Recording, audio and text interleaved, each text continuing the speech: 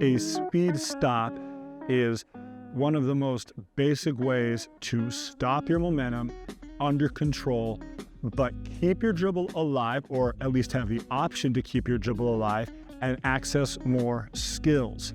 Okay, it's different than a jump stop. A jump stop is immediately going to limit your options, because when you jump stop, you pick up the ball. So to give you an example here, if I start behind the mat, if I jump stop onto the mat and I pick up the ball, I've immediately lost the ability to engage and attack the defense again, because I picked up my dribble, which inevitably happens on all jump stops. Jump stops are great in some situations, but they limit your options, which isn't good for other situations. So you can gain all the control, all the stability of a jump stop while giving yourself more options if you can train your feet to stop with a speed stop. So when we talk about a speed stop, here's the specific stopping footwork and the technique that we're referring to. Okay, I'm gonna start from a pocket drop. Pull the ball back to my pocket, I get to my drop. Now, a speed stop means I'm gonna stop in 2 steps, inside foot to outside foot, and 1 dribble. So it looks like this, coming just off the mat, inside foot, outside foot, and then I stop. A lot of players will associate this stopping footwork with a pull-up jump shot. As I drop, 1 dribble, and I go up into my jump shot. But the reality is that's just one of many endings to a speed stop. I don't have to go into a jump shot, okay? And this is the point here.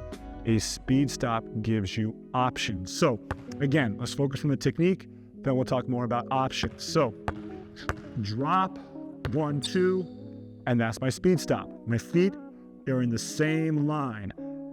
I didn't get into the staggered stance. I didn't overstep and stop like this.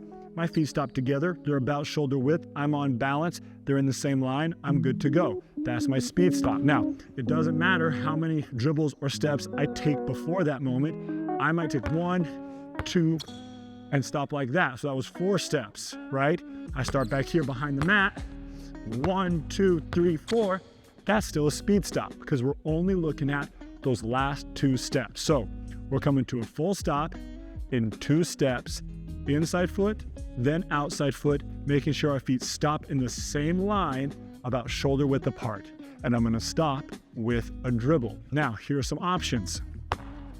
Drop, speed stop, and now you'll see I executed a split through. So because I stopped with this technique, I was able to keep my dribble alive. I don't have to pick it up, and then I can dribble again and change direction. So it's a very skilled, a very effective way to stop, change directions, and access other skills. You can let your imagination go wild with all the different things you can do after a speed stop, but it starts by just breaking down the basic technique. From whatever movement or footwork you do to start, you end in those 2 steps, 1, 2. Now the last piece here is it does no good to do a speed stop very slow. You want to start quick, you also want to stop quick, all right? Those steps, those last 2 steps as you speed stop, you need to snap into place. It's quick, 1, 2 with your feet. A lot of players make this mistake of going very slow into their speed stop. So I might go slow for a demonstration. You should be challenging how quickly you can make those last 2 steps as you stop.